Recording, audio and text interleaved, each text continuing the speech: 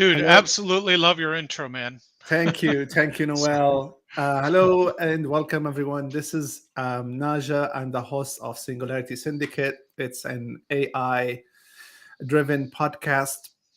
I'm also the founder of Paris Lab, which is an AI consultancy.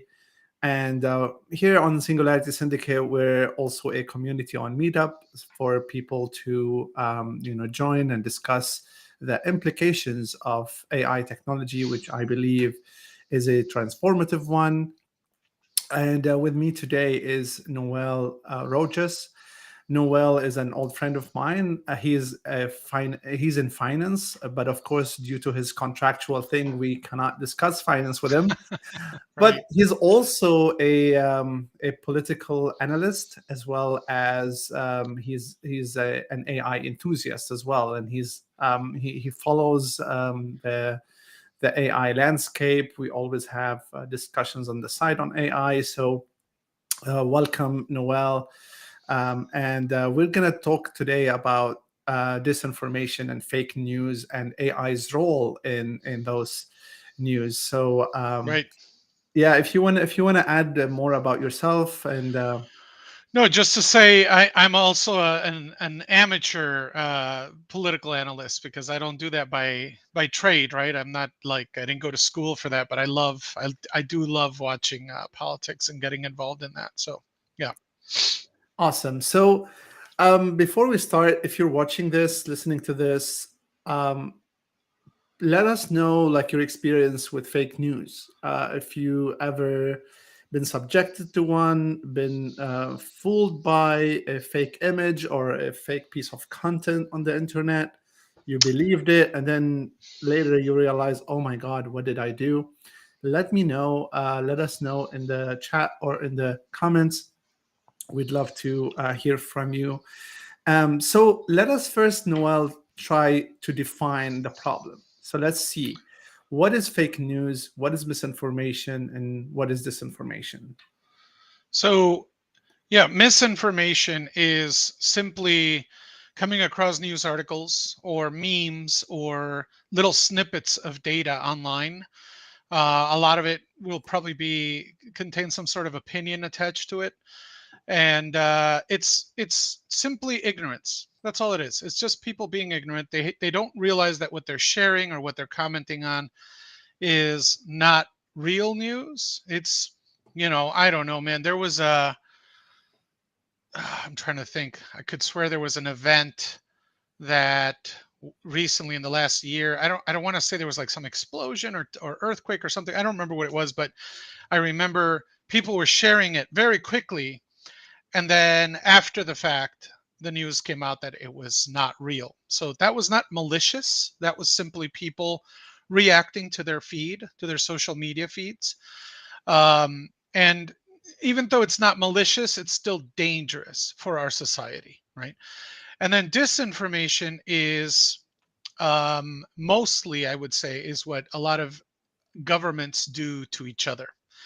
The Probably the best example of disinformation is what Russia and China have been doing with the United States for the last, I don't know, 15 years or so. And we didn't notice it. Maybe they noticed it at the higher level, but it didn't get disclosed to us, regular citizens. Maybe until about, I want to say about 2015 is when we started hearing stories that, this could be Russian information or whatever, Russian disinformation, Right now, I'll give you an example of something that I think is concerning. I don't, and you've probably got this as well. On LinkedIn, I get a lot of connection requests from very beautiful Asian girls, usually Chinese, and you'll look at their profile and you see it's like a fake, somebody that went to Harvard, sells jewelry in Shanghai, geopolitical analyst, and you're like, none of these things make sense. So you can tell it's most likely a profile created by AI or by a bot. And now there's a lot of news stories coming out about people that have said, yeah, the Chinese, they want to get to know every aspect of our lives, like everything, so that they can emulate it, they can destroy it, they can whatever their purpose is, They're learning all the industries, all the jobs. So they're just adding everybody randomly, right? So anyway, that's, I would say, disinformation is malicious. Misinformation is simply ignorance. Exactly, and you mentioned about disinformation that governments do to each other. I would like to add that even political candidates could do that to one another. Let's say, like, if you want to damage the reputation of your opponent, you could generate a fake article or something about Hmm. this. Hmm. And I want to add to what you said is that disinformation and misinformation existed way before even the internet. So Oh we're yeah. not talking Oh, yeah. about something new or anything.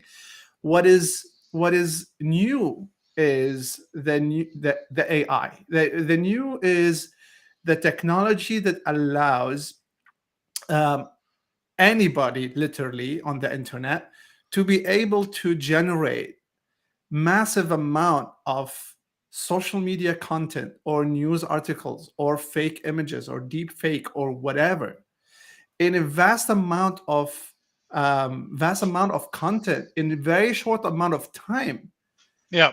and spread it with clickbaits and all sort of stuff. And this is mainly the problem, and that's why we're having this talk today, and we want to see, like, what's the implications of that, how we can mitigate it, what the regular people should do about it, and talk about the avenues. What happened, for example, there's a study says that half of the social media views happen in the first minute of a social media post that has been posted. Let's say you post an image right now on Instagram, half of your views on that image happen in the first minute you post it. So think about, like, if this image was fake, by the time other people start to say, "Oh, this is fake," and you already are too late, because half of the views, if not more, have already seen that image. And Right. sometimes this is all what you need. You only need this first impression to make a judgment. Right. I actually have a story to share if you'd like, of how I came across, because you asked in the you were asking the audience earlier. And by the way, we have somebody in the audience. It looks like, I don't know if you want to read that now or wait Oh, absolutely. Yeah, we can have it till the engaging. end, whichever, whatever. Sure.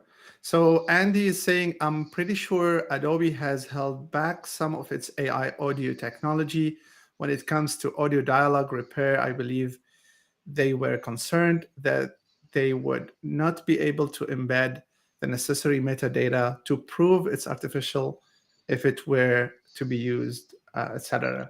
So yeah, thank you, Andy. We're gonna come to that about, like, the technology itself Mhm. very shortly. But yeah, thanks for the comment. So let me tell you what happened to me. And Andy might, or maybe he might have similar stories. So in 2014 or 2015, um, I I went down this crazy rabbit hole, man. Like, there was some kind of investigation going on. So first of all, I should say, we're not going to get political today, but I should say that I have been pretty much a lifelong Democrat.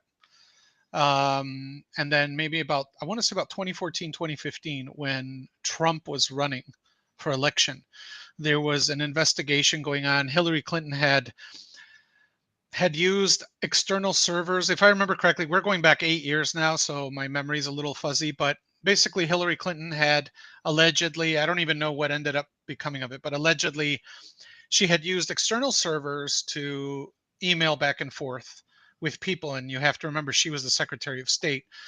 Secretary of State is a very important role because you are basically the highest diplomat office for the United States, right? You're interacting with, so emails from a person of that stature should be encrypted, protected, et cetera, et cetera. And Hillary was using like a Gmail account or some shit. Again, don't quote me. This is years ago. But I recall, um, there was a meme, like a reel. I don't even know what it was called back then. Maybe like a Facebook 10-second video or something, where a guy recorded his screen. Okay, on his screen he had the Google, like Google browser open, and he said, "How come when I go to Google and he starts typing Hillary Clinton CR, Hmm. it would be like Hillary Clinton creates new foundation or something on Google." And he goes, "Okay, let's try it on Bing.com."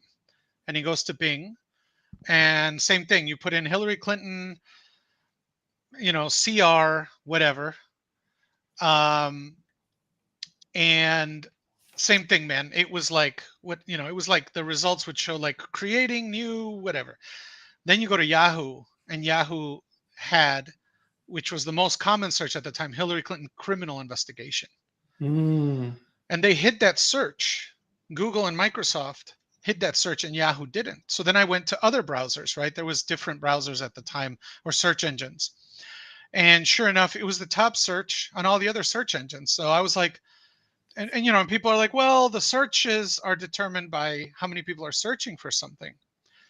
But how is it possible that on Yahoo, let's just say, 37% of the people searching are searching Hillary Clinton criminal investigation, and on Google, it's like that's not even in the search results. How is that possible, right? And so it was pretty obvious to me. Like when I saw that, I was like, that's weird. Yeah, sorry, I was reading the comment. So when I saw that, I was like, wow, that's really weird. I don't understand why Google would do that. And then there was a House of Cards episode that came out. I don't remember which came out first, but I'm just telling the story in the order that it happened to me in. There was a House of Card episodes where, if you haven't seen that show, Naja, amazing show. It's political, but it's amazing. You got to watch it, man. It just shows the twisted things that politicians do to stay in power. And Kevin Spacey's character, who is the president or running for president, hires an agency that is going to manipulate the search results so that all the bad information shows up like buried, and the good stuff about that candidate is at the top, right? And that was my first exposure to what I would call a version of disinformation. And I want to say it's very important to understand that disinformation is not just misleading data, it's the omission of data, the omission of knowledge or events or important pieces of evidence, right? And we see that all the time now. Again, we're going back to that was 2015. It's 2023 now, almost 2024, so 9 years ago. Um, and now I see it now I recognize it. At the time, it was like so shocking to me. I was like, oh my God, like somebody somewhere is actually manipulating this for Hillary Clinton. I don't know if it was Google. I don't know if it was her staff. I don't know if it was just a rogue employee at Google. Who the fuck knows, right? But I'm sorry. I have a bad habit, guys, of swearing. I apologize. Um, and yeah, essentially, that was like where I started to kind of open my eyes and understand that not everything that we're told, not everything that we see, not everything that we read is real, right? Now we live in a very different time where you can spot the headlines a mile away. There's certain publications that like to sensationalize content. So again, we're talking about disinformation can also be the omission or the exaggeration of data, right? So anyway, Absolutely. I yeah, just want also to remind the audience. So we're talking about a problem that has existed even before the internet. However, the circumstances have changed. Before the internet, they would publish an image in a newspaper, and right, then the next day in the next newspaper, some experts or scientific experts will come up to the newspaper and they would decline this thing, and then a lot of people back then would trust the experts, or they would trust a journal. Like right, journalism used to be a trustworthy area. Like you would trust New York Times, or you would trust Washington absolutely, Post, right? And then you would also trust, like so you trust the media, you trust the, some people trust the government, because and then some others not, but also you trust science. And today we live in a world where really it's hard to trust any of those. Right. We have, and this makes me very concerned about democracy, because if we cannot agree on facts, if there's no way we can agree on facts, how is it possible that this society could, have a proper dialogue? It's fine to disagree on what to do with that fact, but the baseline, we should be able to agree on facts. Absolutely, man. Absolutely. I think democracy is done, man. I think democracy is going to become one of those ancient government structures that I don't know what comes next, but it's clearly going to be a form of some totalitarian slash choice democracy where you still get to vote on the insignificant stuff, but at the top of the power structure, they can do whatever they want. Like you just have a limit to where your vote can go, I think. Yeah, And we're seeing that all over the world, right? We're seeing the erosion of human rights, regardless of what country, what culture, what religion. Human rights are being eliminated, and um, I think there's a good reason for that, though. I think that because we are living in a society where we have so much data now and so many ways to falsify data and make it look real, we really, and I'm going to regret saying this for the rest of my life, but we really do need some kind of government body. Um, I think in those future governments that really does basically create like the propaganda, what they want you to read and what they won't.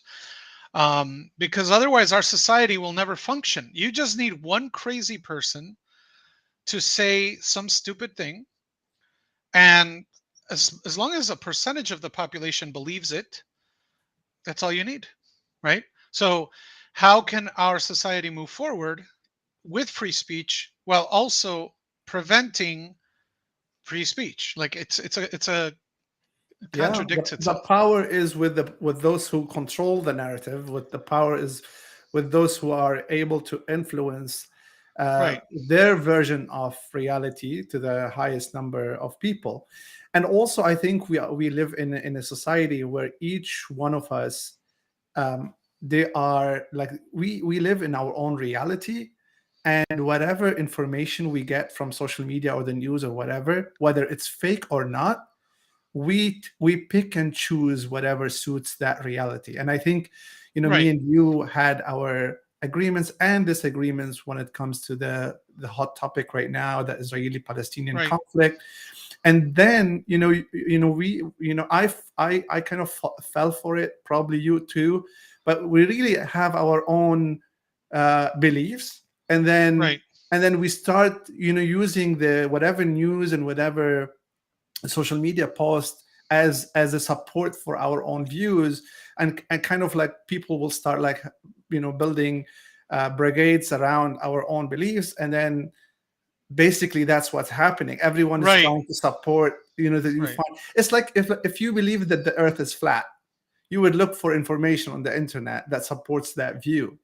And right, then if you believe the moon landing, didn't happen, you will also right. go for sources and bring evidence, right, that supports your view. And Yeah. here, this is the kind of, and this will only lead to more division between society. We're not being able to find like common grounds to. Right. I mean you're 100% right. I don't know how we fix that now, because that it depends on the individuals reading that data, right? So I don't know how you fix bias, right? Like if I, let's just say I don't like migrants, not saying I do or don't. I'm just saying let's pretend that I don't. And I read an article that says a migrant murdered two people, whatever. I'm going to look at that article and go, like, oh my god, you see I told you they're bad, right? It's one guy, right? It's one guy. um But there will be a community of people that read that article, and that's misinformation, by the way, not disinformation, because nobody shared it to make migrants look bad. It's just going back to bias, to what you said. My bias might look into that and say, well, that's the article I'm sticking with. If somebody else finds an article afterwards that shows this family was chasing the migrant because they wanted him out of whatever their city, and they were chasing the guy and he had to defend himself, I might look at that and go, I don't know, man. Like, I already made up my mind. It's too late. Like, I don't care. Right. And so the issue with disinformation, that the reason it's so dangerous is, yeah, because you have to remove people's bias. People need to look at the data really from an objective point of view, and just really look at the evidence, and that's very tough for all of us to do, everybody. So how do you combat that? I don't know, man. How do you change people's minds to understand that now we live in a world where everything your eyes see, everything your ears hear, all of that could be fake. So if our reality is fake, then how do we know who to listen to? Right. Yeah, I'm glad you mentioned that because imagine. I believe it happened already. I think once there was a video about Trump. Again, I'm not political. I'm very neutral, and I'm new to the U.S. I really didn't have the history to make up even my mind on politics. But I just heard that Trump once had a video that kind of misogynistic against women, and then he ended up like this was a long time ago, but he ended up when he was running for president. Again, I'm not sure about the accuracy of all of what I'm saying, but I'm trying to make a point here. When they confronted him with that video, he declined. He said, no, he didn't decline. He said, I'm sorry. So he apologized for that video. But Right. imagine today, if this happens today, he can easily say, well, it's fake. Right. So Right. now there's no reality anymore. Like you could Right. you could do something, you see something, you see a video, and then you see, oh, it's fake. I didn't do that. So now it's really hard for us to get any grasp on reality. And I want also to again bring back the AI topic to that matter. Again, this could happen before, but what when we talk AI, what are we talking about really? So I've been an AI. I've been following AI even before ChatGPT and before the latest. I've been reading books on AI. Right. AI again. I don't probably need to explain it in details, but it's basically um, algorithms that discover patterns in large amounts of data Hmm. to make predictions or to make sense of that data and give value to whatever party it is. And then Right. generative AI is services like ChatGPT and other like image generation tools like DALI or Midjourney, and very soon we're going to see the video. So when video generated by AI is as simple as what is a video? Video is a collection of images Right. running very fast. So I wouldn't. I mean, there's already if you look at in X or Twitter and LinkedIn, and you will see a lot of videos that have already been generated by AI. So give it a year or so, we're gonna have a pretty deep fake videos too.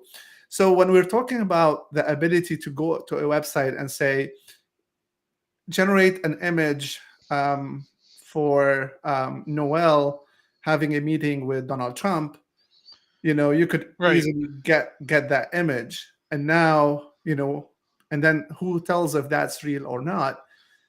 And here's what we're talking about. And now not only that, the scale of things. You could create a bot that keeps generating these images on the clock 24 hours, 7 days a week, 365 Yeah. days a year, and automate the posting Right. every And day, even the replies. even the replies. Yep. Even the And then replies. And then that's the problem. The problem with AI is the amplification of fake news, the amplification beyond the realm of reality. Right. Um, so once we're living in that age, um, it becomes very hard for people to know what's true and what's not. And before, I mean, we used to. I mean, as I was younger, I remember a teacher at in my high school thing. It says, "Read between the lines." She always used to say, "Read between the Right, lines." right. And Yeah. then we learned early on that we don't believe every text we read, but we didn't learn that we need to not believe every image we see, and we not believe every video we see. And that's pretty much what's the problem right now, is that even images can be easily fabricated to a high fidelity, where you really need to not believe your eyes. Right. And I mean, I think, and Andy kind of touched on that a little bit earlier. I think that we are first going to have to develop the technology, like he was saying, Adobe, some kind of blockchain watermark. I know that there's watermarks that have already been developed, but there's also AI that can remove the watermarks from videos and images. But we're going to have to develop something, I would imagine, some form of blockchain where once it's generated, it cannot be changed. You can alter a new version, but there will always be a historical record of the original data set, whether it's an image, video, music, whatever. Um, so yeah, I think that. Sorry, I was trying to read one of the Yeah, comments. It gets a little distracting, but yeah, man, I think that's going to be a very very tough place because we all have that bias. We still struggle with not believing our eyes. Did you see the images of Donald Trump being arrested? Fake. They were fake, but he looks like he's being arrested by Secret Service agents yeah, or, I've you seen it. know, and it's amazing. When I saw it, I was like, wow, this looks so cool, man. Like, I was like, Yeah, they added some flair to his hair or something, and that's how I knew it was fake. The other day, I was scrolling through my Instagram, I'm and gonna show something if you don't mind. yeah, yeah, yeah, absolutely. Hey, Um, Diana, hi, Shift. How you guys doing? Oh yeah, deep fakes. Yeah, do you remember the Tom Cruise were probably the first ones I was ever exposed to. Tom Cruise where he's on the Conan O'Brien show or maybe have you I seen Pope forget. in this coat? No. Can I see the full picture? All Like, right, let me see how oh can I my do god, it. I love it. Are you sure that's not Kanye West? Look at that. Oh my god. A lot of even professional journalists have fell for that image. Like how The- look at yeah, his face. It's so believable. Like all the details. right. It's incredible. There is a graininess to it that maybe hides a little bit, where like the chin touches Yeah. the color, but overall, like I would have probably believed it. Yeah. Yeah, You so this misinformation, because I mean, I don't think this is offensive to the Pope, but like imagine this kind of imagery could be used as a disinformation to attack someone. It could be like even sexual, it could be like all sorts of different bad that you want. Like if you're running, because I happen to run for the university cabinet kind of thing, and I know how dirty politics could get, and I swear to my life that I will never run for any political positions again, because people yeah. will use any means to destroy you Yes. Yes. in a political. It's a lose win situation where nobody one have to lose, and that's why people like are becoming like no morals, no ethics, whatnot. But Yep. yeah, I could easily see in the next, I don't know if the next election, and you only need the first minute. So if you see this for the first minute, if you see something like this on the other candidate, for example, for 1 minute, that's the first impression. And if your frame of mind is set to, okay, well, yeah, of course the Pope will wear something like that, you would believe it immediately, and you will Right. block anybody who tells you, oh, be careful, it's fake. No, because it fits your narrative. Right. And that's the same idea that we've been repeating, is about like fitting your narrative. And There now was I think, yeah. what would you say for the people? What's your message now to the people to pay attention to? No, I mean, man, it's going to be tough because some biases are based on in common sense or logic. So, for example, you see the Pope wearing that, you know it's not real, right? It's cool, but you know there's no way he would ever get his hands on one of those jackets and wear it because it's, it goes against the everything that, the Vatican Church or whatever. So you see that and you would have the logic to say there's no way that's true. But there is a guy that I would have to find the article again, but I read this about 3 4 years ago. I think this was probably before you came to the U.S. Even there was a guy that started using AI images. He made up a fake model and created an OnlyFans and got rich, like millions, off of an OnlyFans with a fake girl. And the men were paying the monthly fee. I mean, I'm sorry, I'm stereotyping men, probably some women, whatever. But the people paying to see the images of the naked girl were didn't know that they were buying fake stuff, right? So I can't imagine. Do you know what a simp is? SIMP? I can't imagine how many simps this girl has. Men that are legitimately willing to buy her jewelry or fancy cars, or that they're like, oh, I just want this girl so bad. She's not real, right? Yeah. So that's a different kind of bias, right? Like, uh, there are biases I think that fulfill our, I want to say, like if a guy is going to OnlyFans, and again, I'm using men, I'm saying guys, it could be anybody, any human being that wants to look at pornography. But if a guy is going on OnlyFans, he's there to check out nudity. So when he gets a version of the nudity that he's looking for, that's not exactly legitimate, but it's good enough. It's good enough, right? And so the same could be said about news articles. You could have like a political stance or a religious stance or a whatever stance on something, on some issue, and when you come across those pictures or videos, um, you know they're gonna just help your ego like explode. Oh yeah, I was right. I was right.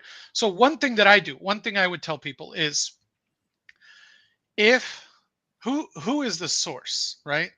Like, if, for example, if if Ukraine says, "Oh, we've managed to take back 2 kilometers of Crimea," right? 2 square kilometers of Crimea, and Russia doesn't say anything. Like,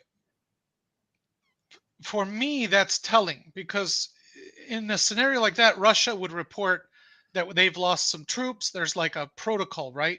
That in a way, the news would reach both sides. They would report it from their angles. So for me, when I see news just on one side being pushed, pushed, pushed, pushed, pushed, like, I don't know, is that Ukraine just saying that just to motivate their troops? Like, hey, we're making progress. Don't worry about it. And vice versa. If Russia says, "Oh, we killed 40,000 Ukrainians," and the Ukrainians are silent about it, I'm like, there's something wrong here, because journalists should be journalists, and there's going to be Russian journalists and Ukrainian journalists, right? And both sides would be reporting a version of that story. So what I try to do is corroborate that story in the two rival. You know what I mean? You bring a great point. However, you are at an advantage because you're living here in the US and you have access to both sides of the story. However, if you're Mm, living in Russia, for example, or any yeah. of the, like the strict regimes Right. that limit your access to the other side. So all what you're being fed is the one side of the story. And that's what makes it so dangerous. That's kind of the propaganda is all about. Right. That's why we're so scared of it here in the US, because, yeah, that's the way it is in China. That's how it is in North Korea. That's how it is in Iran. That's how it is in Russia. You have a lot of these places where it's And just their my propaganda. fear, my fear for the US, is because I think, what Elon Musk did with Twitter and the Twitter files have showed us that even in the US, there's some degree of trying to control the narrative, or trying to control like what people can know about. And Right. the shadow banning and all of that like stuff, basically like not letting people to see the other side. And that's really dangerous for free speech. Right. And I love the free speech here in America. I'm very blessed to be able here to really speak up my mind. And but again, I'm glad that there's people like Elon Musk who will stand for free speech, the true, genuine free speech, because it allows you and me to do exactly what you do. Is like you look at the two sources and the two sides of the story. I want to Right. just show some comments from the audience. There's Shift. He said that he loves the talk. Deep fakes are old news. Um, the scope, magnitude, fellow okay. I don't want to be. And then he says education, education, education, or he or she. Yeah. Definitely education. So what I would say to people, what I would say to people is like, don't believe what you read, don't believe what you see, don't believe what video you see, Yeah. Don't go and on the just internet. Just turn it off. Just yeah. no, but the first layer is that don't believe something very quickly and make judgment. Like Right. wait, take a deep breath, Hmm. investigate further, check for more and more evidence, see the the whole, look, zoom out and look back on the whole ecosystem, or and then think of the possibility that this might be fake for a little Right. bit, and this will help. um yeah, I mean, Diana says that, oh, is this real? Like she really believed the Pope picture was real. I Right. believe, So right? there So was one of my favorite actors, Pedro Pascal, the guy that plays the Mandalorian. I don't know mhm. if you're familiar with him. He shared. He's Chilean, if I remember correctly. He shared during the Trump administration. He shared a photo of. At the time, there was this big thing that, oh, how can you put people in cages? Blah blah blah blah blah. All this stuff. And Pedro Pascal's got to have a couple of million followers, I would imagine. And so he posted this photo of children in cages, which is a legitimate photo, but the issue is that it was taken during the Obama administration. So he took something that was already 4 years old, inadvertently reshared it to his base, which is probably 1 to 2 million, probably a lot of them Latin Americans, who are going to get, it's going to incite rage, it's going to incite anger, to see our own people being put up in cages.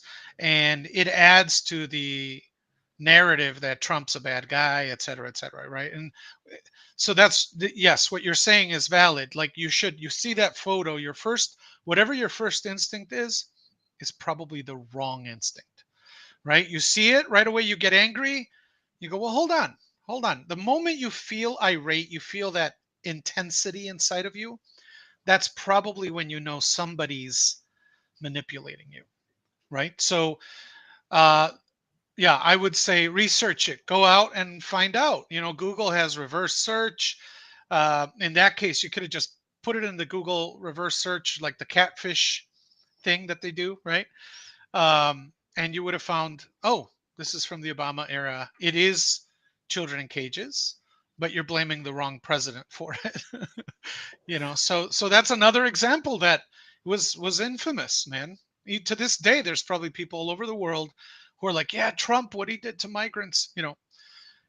That lie will persist now, and Pedro Pascal probably has no clue what he did. You know, Yeah, yeah. Again, Shift again. Thank you for the engagement. By the way, Shift, if you have a name you would like us to call your name, appreciate that. If you want to connect later after the show and discuss this more, I would love to do so. Yeah, again, thanks for the comments and for the support. Now, I want to talk about potential solutions. And I have three ideas for you. Okay.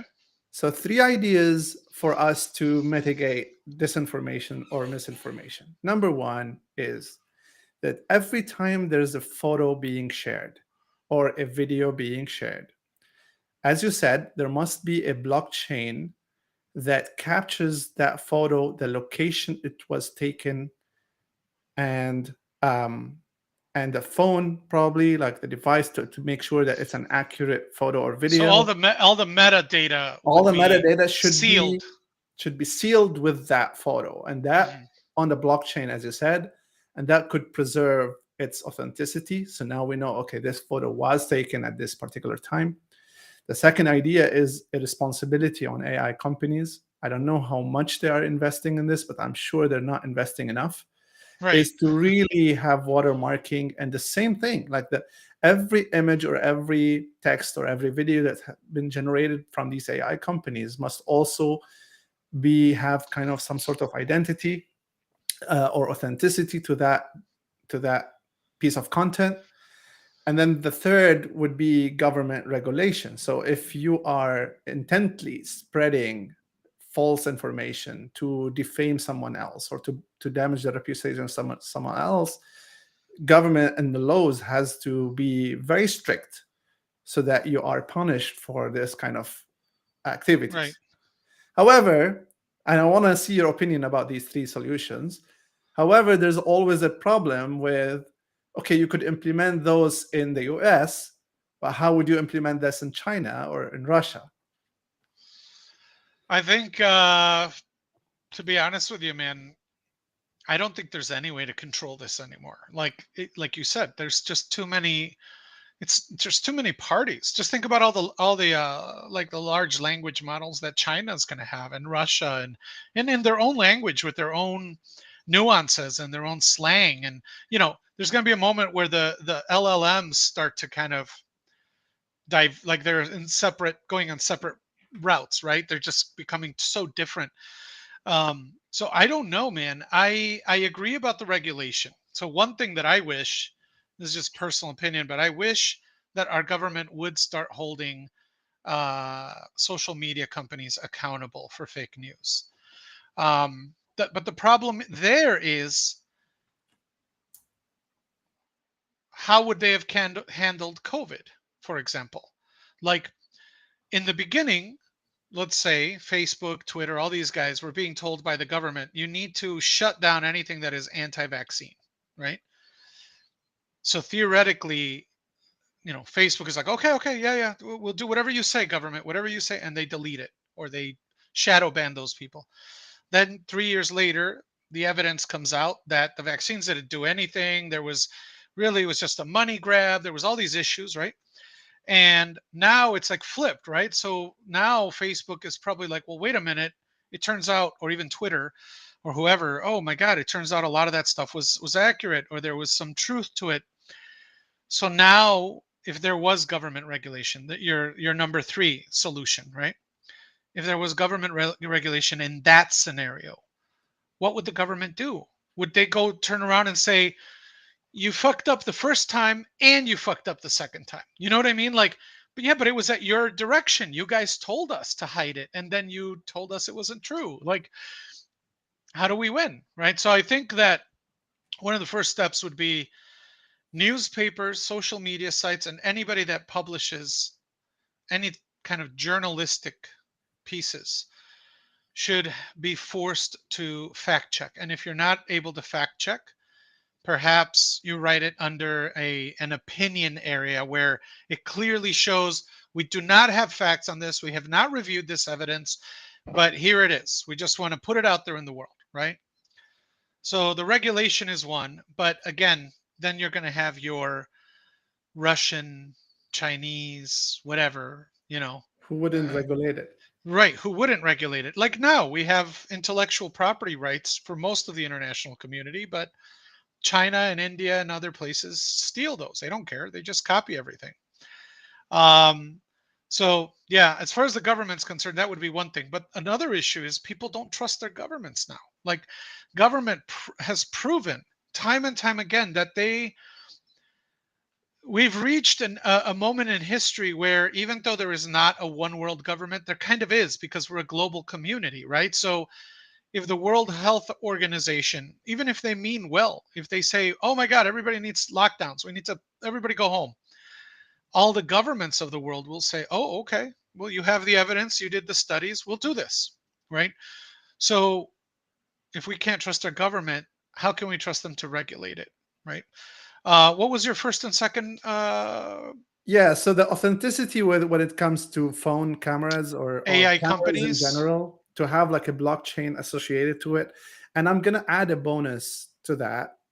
And the bonus is something that Sam Altman, the CEO of OpenAI, Yeah. is also a big investor in another company. I don't know if you've heard, I don't know if the listeners have heard, but there's another blockchain company that he founded, or he's a partner in, and it's called WorldCoin. And Oh God. WorldCoin's idea is to Yeah. authenticate people. So because Yep. you could create bots that run on social media and do whatever they want.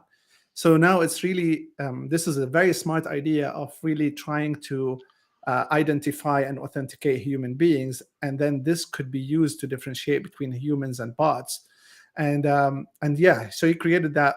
So basically, the iris scan, they will scan your eyes to make sure Right. that, and then they will give you one coin, cryptocurrency, that Yeah. says that you are who you are.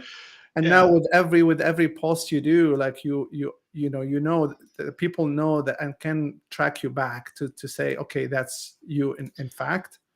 So this is basically the website. So Yeah. for every human, privacy first, owned by everyone. And basically that's what it is, and it's been getting momentum. Like a lot of people are going for these scans, you Right. know and yeah, so it's right there. So yeah, So so I think what did I blockchain say? could help. What did I say at the beginning of the podcast when I said, do you remember when I said, I think we're going to have a version of a totalitarian democracy? Yeah. There you go. That's it. How, That's no, how? that's how they can track you. Everything you do. That's how they control you. I mean, it's Explain this to me. Like, how so, that could be so bad? let's assume that so WorldCoin would have to plug into things, right? It have to have a use, right? Yes. So right now, I would say our current government system, at least here in the United States, would not be interested in WorldCoin. Why? Because then we can't. And I'm not saying forget about the Donald Trump election. I'm just saying overall, we cannot cheat in our elections if each individual person gets one vote. Right? We cannot make fake ballots. We cannot. It's very difficult because the assumption is that there are ways of encrypting all of that and making sure the blockchain can't be hacked. And so essentially, if user 123 went and voted, user 123's vote is recorded and there can never be another 123, right? So that would be one thing that I think would be great. I've thought about that for years. Like, why are we so against digital IDs or even having a voting ID for people? Why? Because of that. We won't admit that we cheat in our elections. Both sides cheat, and both sides do it at large and small levels. Okay. So this is not a political thing. It's just saying we're human beings, and sometimes we want to win elections, right? So WorldCoin would prevent people from doing those bad things, but then WorldCoin would also prevent you from doing good things that you want. So, for example, let's assume you live in California. Let's assume California tomorrow imposes carbon tax on all human beings that live in that state. And your allotment of carbon tax, right, is whatever. Like you can eat 2 burgers in 1 month. Okay. Um, when you go to buy, they can simply say, "Oh, you don't have your WorldCoin linked to this account. We can't allow you to buy meat today. Go and link it." Okay, you go and you link it. Now it's linked to another government system that displays how much carbon you create, how much carbon you pay for, whatever, right? So you go and you buy your two burgers, and then 3 weeks later, or a week later, you say, I want to go buy another steak. Nope. Sorry, buddy. It shows here you already did it, your wife already did it, and your kids already did it. So you are done for the month, right? Right. That's true.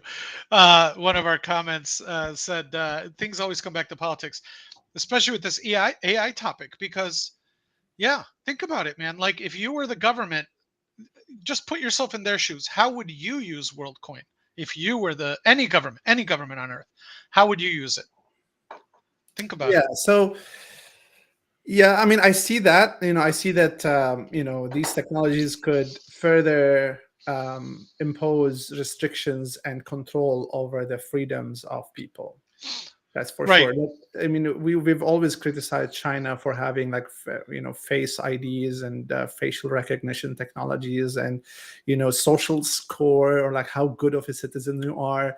And I think Right. if we have such technology, even without it, like governments are heading to that kind of way of make sure that you fit in line as a good citizen. It's like a Right. good boy, like it's like a dog, like a good dog. Yeah. you know Yeah. Yeah. Unfortunately, that's true. Yeah. And you know what, Naja, I think we need it. I am totally against it, but I think we need it. It's like our society, especially Western society, has reached such an insane amount of decay now that saving it would mean taking away those liberties or just allow it to die, right? And allowing it to die would be through global wars and things of that nature, where there would be new governments, new countries formed, et cetera, et cetera. But for now, if you want to save it, you have to start controlling the people. Look at I'll give you another great example. Look at all the looting and rioting happening in a lot of these large cities. If those people had their iris scanned once, and when they run into the store, the device reads your iris, or you can't come in, right? Even as a looter, there's security systems that they just don't open unless it can check your bioscan, right? So imagine you're a looter, you're going to be like, I don't want to go over there. They're going to know who I am because there's only one of me. Right now, there's anonymity. You have 500 people show up in a big city, cause chaos. You have no idea who to arrest or where to even begin investigating, right? So it becomes a scenario where they can track you all the time, everywhere you go. But I would argue for government control in that sense, because how else do we stop looting and rioting? How else do we stop people from posting bullshit stuff on social media? How else do we stop?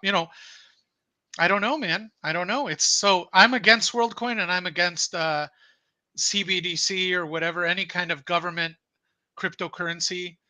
I'm against it as a citizen of the world, but I'm for it as a human being that loves the idea of human evolution. And I think we need it. I think it's the next natural step in our evolution is digitally controlling the masses, unfortunately. Yeah, these are big statements. I don't have a position right now. I mean, Yeah. I wanted to, like, I was kind of in shock when you're saying it. I don't know if I agree or disagree. You make very good points on both sides, but all I can say is that I didn't think it through right now enough to have a position myself.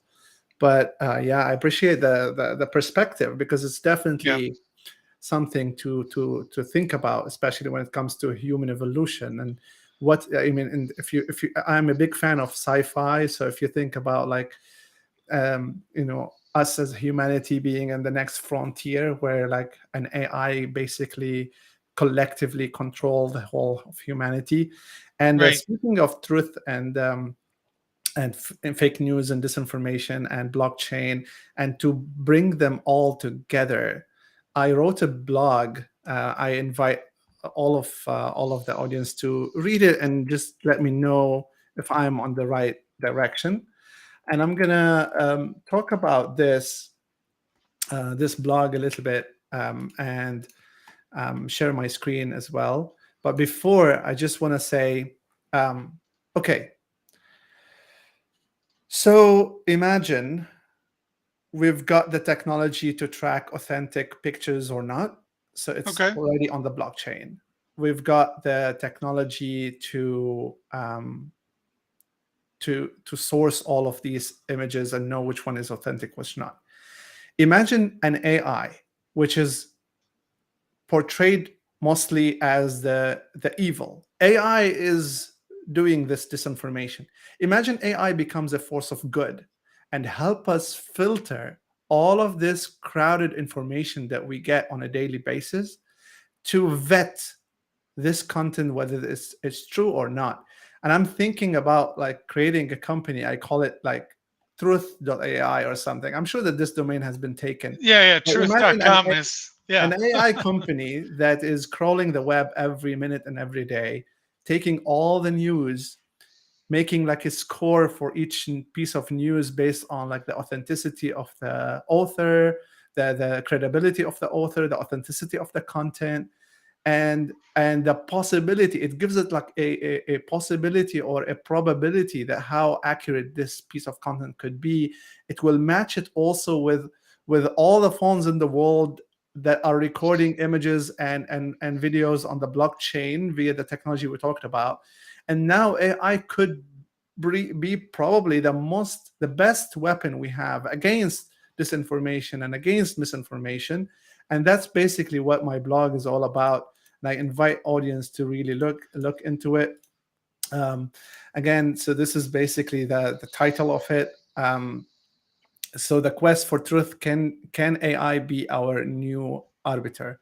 And then, I explained the idea here, and I invite collaborators if they want to build this project with me. I'm very happy to do so.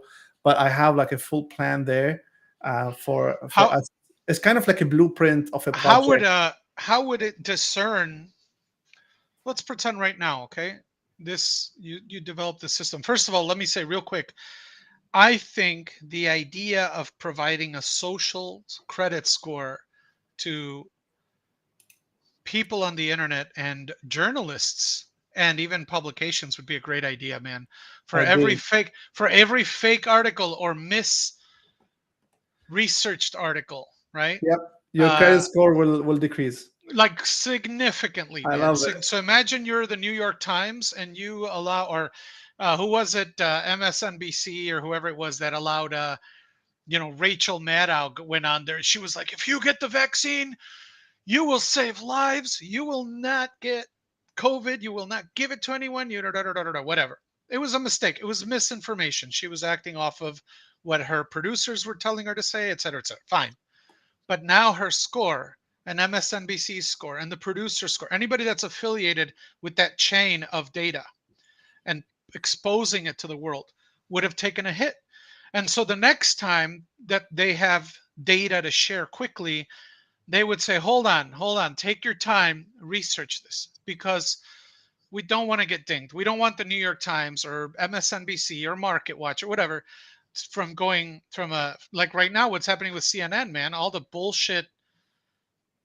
You've probably seen the videos where they're like, they get people like 12 people together and the camera focuses on those 12 people and they say huge protests happening, huge rallies, but then somebody else records it with a phone from behind everything, and CNN is like, okay guys, everybody over here, we're going to get the shot here. So CNN would get buried in the results. Viewership would drop because they're just shitty. Right, sorry. Yeah, yeah, no, I You're love the gonna have social to, score. I yeah, love you're the gonna have to blurt credibility out score. all my bad words, man. I love the Uh, credibility score. yeah, And I think it works well with my idea. Like it kind of complements it. right. I think, yeah. Well, I thought that was your idea, was to basically judge them and say, and I would say the same for people that are WorldCoin members, right? I don't know that I'll ever be one, but if you have a place where your identity is linked to something that cannot be hacked, like it's a stable, like you exist in that WorldCoin ecosystem, well, then they should attach something to you that monitors your Twitter posts, your Facebook posts, all that junk. And the moment you start doing stuff that you're not supposed to be, you just get shadow banned in the real world, like really truly canceled, but from a societal standpoint, right? But again, how would you trust that? How would you trust that? Let's assume that your technology already exists and your technology says, hey guys, in China, this is accurate. Trust me. But let's say China just played a really good game and fooled your AI. How how do you know, man? That's the tough part. How do you genuinely know? You know? Yeah. So as I Or said, how like do people trust it, I guess? Not really how do they know, but how do people say I'm this not one I saying trust?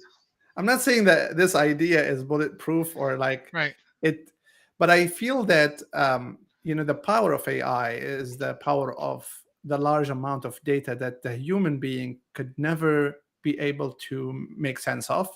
So if this piece of news you're talking about, China did that to trick the AI, it's really hard for any human being to trick the AI because the AI is consuming an amount of data that is inconceivable for a human mind. So if that and the AI teaches itself exponentially, so it will always be able to outsmart human beings. So human beings will never be able to trick an AI, especially if you're putting AI on a blockchain technology that is really also kind of impossible to hack. So we're talking about two huge technological forces that humans will not be able to ever be able to. It's like imagine you're playing against a grandmaster, man, in chess. Imagine you're playing against a Magnus Carlsen. No matter how you're trying to fool the guy, he's always going to be outsmart you because Right. he's seen all of this stuff before, and the AI is gonna be like that. It's gonna play the game with the humans that the humans have no chance to outsmart it. And that's, I think, the two versions of the story. I feel that the ecosystem around AI is always portraying AI as the villain, is always portraying AI as something that's gonna outsmart us, but in a bad way. And I feel that there's an opportunity for AI to outsmart us in a good way, outsmart us in providing, in improving our society, improving our democracies, improving our lifestyle, and improving our standard of living. And that's my hope, and that's my, like the way I preach on AI is that and it's all about us trying to force the companies to invest in the good AI and not really the bad one. I think the reason we fear AI is because AI, we are like God and we're creating our children, right? AI is our children. And we know what we are capable of. So we know that that AI, because it's designed by us, could eventually be made in the image of its creator, right? And kind of become evil or have ambitions or whatever. I know we're almost near the end. I just wanted to recommend two things, man, because I think they're interesting. They might not be 100% on the topic, but I think they're interesting and people should watch that, look at it.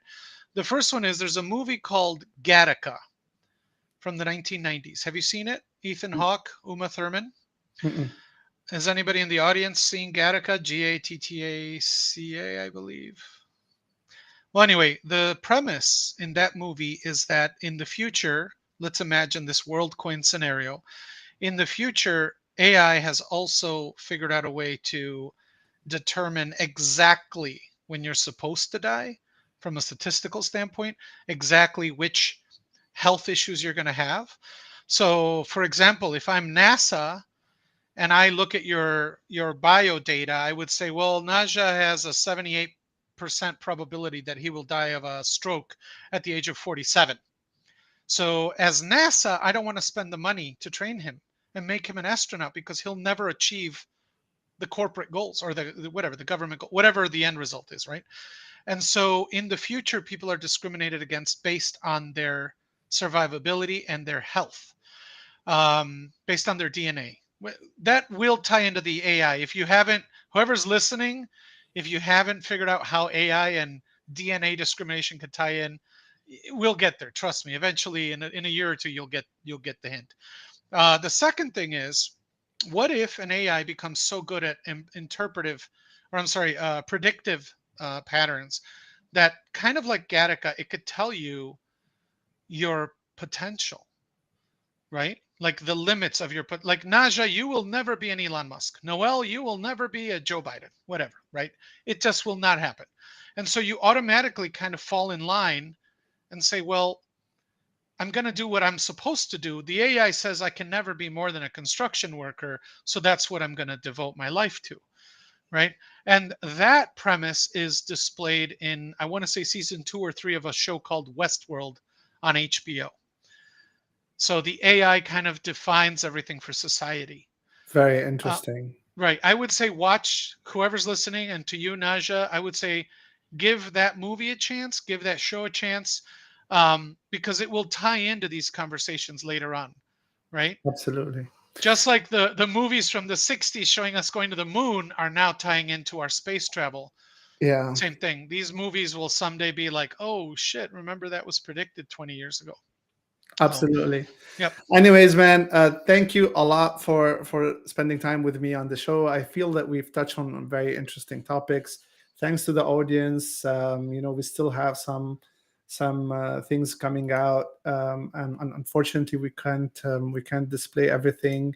But yeah, like Shift again, um, Yeah. Andy again, stuff like multiple ones from on Andy. Thank you for your engagement. Yeah. And yeah, Shift, Diana, Andy, and everyone else. yeah, Thank you so much for interacting with us. And absolutely. I appreciate you having me on your show, man. Appreciate it. Uh-huh. Absolutely. No, it was So, fun and engaging. And thank you for the audience as well. And have a great day, everyone.